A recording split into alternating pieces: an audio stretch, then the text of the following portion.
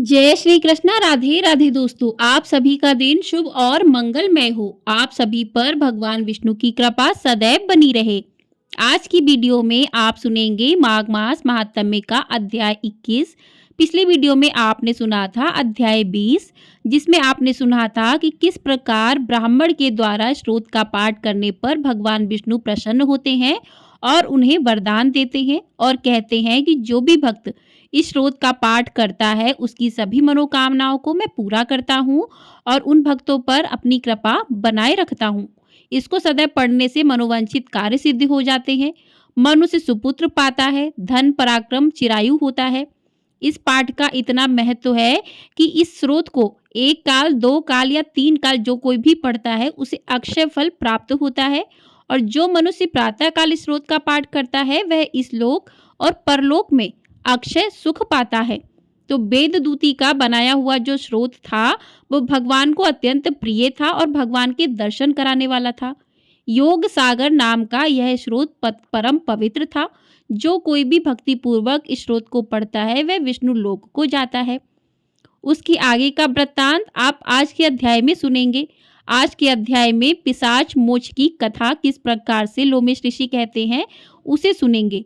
तो प्रिय भक्तजनों, आज के अध्याय में लोमेश ऋषि कहने लगे कि जिस पिशाच को देवधूति ने मुक्त किया वह पहले द्रविड़ नगर में चित्र नाम वाला राजा था। वह बड़ा शूरवीर, सत्यपरायण तथा पुरोहितों को आगे करके यज्ञ आदि करता था। दक्षिण दिशा में उसका राज्य था और उसके कोष धन से भरे हुए थे।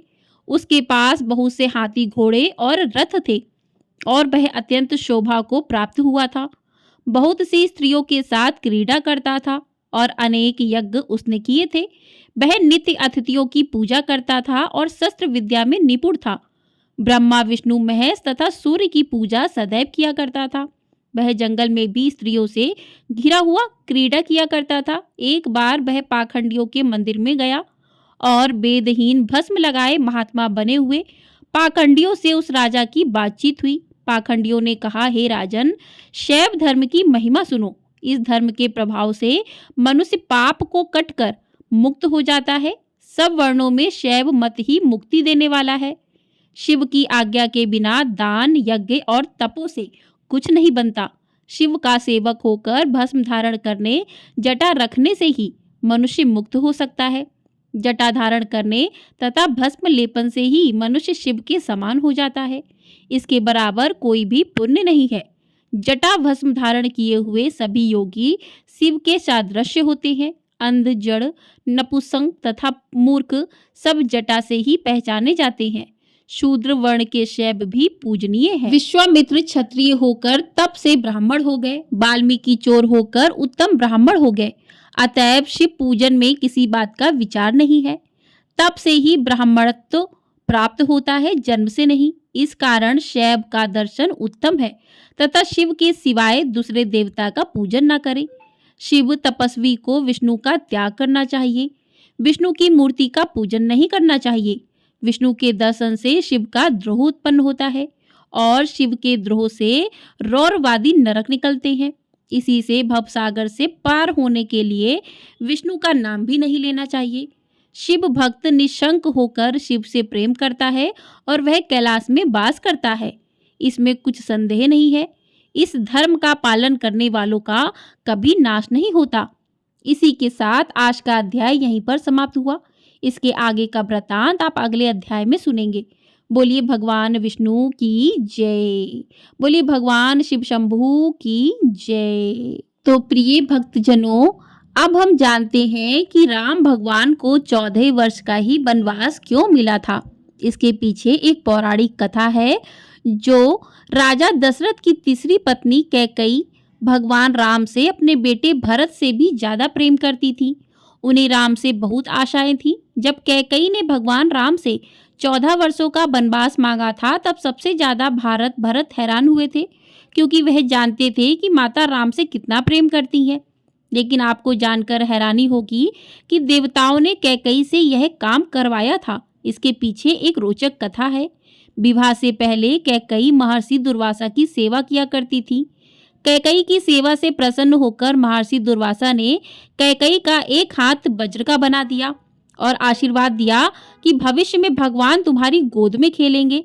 समय का पहिया चलता रहा और कैकई का विवाह राजा दशरथ से हो गया। एक समय स्वर्ग में देवासुर संग्राम आरंभ हो गया। देवराज इंद्र ने राजा दशरथ को सहायता के लिए बुलाया। रानी कैकई भी महाराज की रक्षा के लिए सारथी बनकर देवासुर संग्राम में पहुंच गई। युद्ध के दौरान दशरथ जी के रथ के पहिए से कील निकल गया और रथ लड़खड़ाने लगा। ऐसे में कैकई ने कील की जगह अपनी उंगली लगा दी और महाराज की जान बचा ली। राजा दशरथ को जब पता चला कि कैकई ने युद्ध भूमि में किस साहस का परिचय दिया तो वह बहुत प्रसन्न हुए और 3 वरदान मांगने के लिए कहा। कैकई ने उस समय प्रेम बस ये कह दिया कि इसकी जरूरत नहीं है, अगर कभी जरूरत होगी तो मांग लूंगी। कैकई ने राजा दशरथ को इसी वरदान के जाल में फंसा लिया और राम के लिए 14 वर्ष का वनवास मांग लिया। लेकिन 14 वर्ष के लिए वनवास क्यों मांगा, इसके पीछे कई राज हैं। कैकई ने 14 वर्ष का वनवास मांगकर यह समझाया कि अगर व्यक्ति युवावस्था में 14 यानी 5 ज्ञानेंद्रियों कान, नाक, आंख, जीभ, त्वचा, 5 कर्मेंद्रियों वाक, पाड़ी, पाद, पायु, उपस्थ तथा मन, बुद्धि, चित्त और अहंकार को वनवास एकांत आत्मा के वश में रखेगा, तभी अपने अंदर के घमंड और रावण को मार पाएगा। दूसरी बात यह थी कि रावण की आयु में केवल 14 ही वर्ष शेष थे। प्रश्न उठता है कि यह बात कैकई कैसे जानती थी। यह घटना घट तो रही थी अयोध्या में, लेकिन योजना देवलोक की थी। कोप भवन में कोप का नाटक हुआ था। कैकई को राम पर भरोसा था लेकिन दशरथ को नहीं था, इसलिए उन्होंने पुत्र मोह में अपने प्राण गंवा दिए और कैकई हर जगह बदनाम हो गई। अजसु पिटारी तासुसिर गई गिरा मति फेरी। सरस्वती ने मंथरा की मति में अपनी योजना डाल दी। उसने कैकई को वही सब सुनाया, समझाया और कहने को उकसाया जो सरस्वती को करवाना चाहती थी। इसके सूत्रधार स्वयं श्री राम थे। उन्होंने ही यह योजना तैयार की थी कि माता कैकई यथार्थ जानती हैं, जो नारी युद्ध भूमि में दशरथ के प्राण बचाने के लिए अपना हाथ रथ के धुरे में लगा सकती है, रथ संचालन की कला में दक्ष है, वह राजनैतिक परिस्थितियों से अनजान कैसे रह सकती। कैकई चाहती थी कि मेरे राम का पावन यश 14 भुवनों में फैल जाए और यह बिना तप और बिन रावण वध के संभव नहीं था। कैकई जानती थी कि अगर राम अयोध्या के राजा बन जाते तो रावण का वध नहीं कर पाएंगे।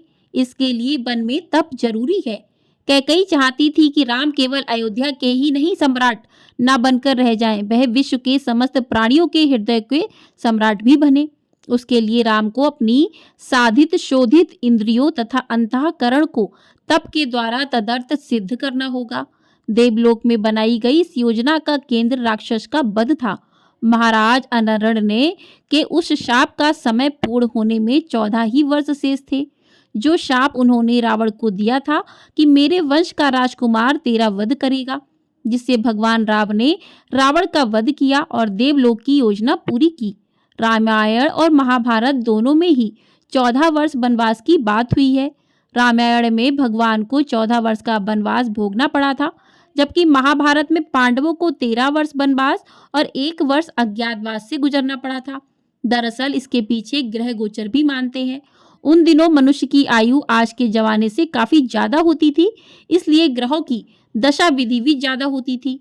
शनि चालीसा में लिखा है कि राज मिलत बन राम ही दीना कैकऊ की मति हरि लीना, यानी शनि की दशा के कारण कैकई की मति मारी गई और भगवान राम को शनि के समयावधि में वन वन भटकना पड़ा और उसी समय रावण पर भी शनि की दशा आई और वह राम के हाथों मारा गया। यानी शनि ने अपनी दशा में एक को कीर्ति दिलाई तो दूसरे को मुक्ति दिलाई। रामायण के मुताबिक माता कैकई ने भगवान राम के लिए 14 साल का वनवास मांगने के पीछे कई वजह थी। राजा दशरथ ने उनके कुल गुरु मुनि वशिष्ठ से सलाह लेकर राम को राजा बनाने का फैसला किया था। कैकई को यह बात 14 दिन बाद पता चली थी। त्रेता युग में राजकीय नियम बहुत सख्त थे। अगर कोई राजा 14 साल के लिए राज सिंहासन त्याग देता था तो उसे दोबारा राजगद्दी का सुख नहीं मिलता था। मंथरा ने कैकई को अपनी बातों में उलझाकर उनसे 14 साल का वनवास मांगने को कहा था। मंथरा का कहना था कि अगर राम 14 साल तक वन में रहेंगे तो उनका आचरण भी वैसा ही हो जाएगा और राजपाट की ओर से उनका मोह हट जाएगा। कैकई चाहती थी कि राम केवल अयोध्या के ही सम्राट ना बने रह जाएं, वह विश्व के समस्त प्राणियों के हृदय के सम्राट बने। तो इस प्रकार से राम को 14 वर्ष का वनवास भोगना पड़ा था। तो दोस्तों, आपको ये कहानी पसंद आई हो तो वीडियो को लाइक अवश्य कर दीजिएगा।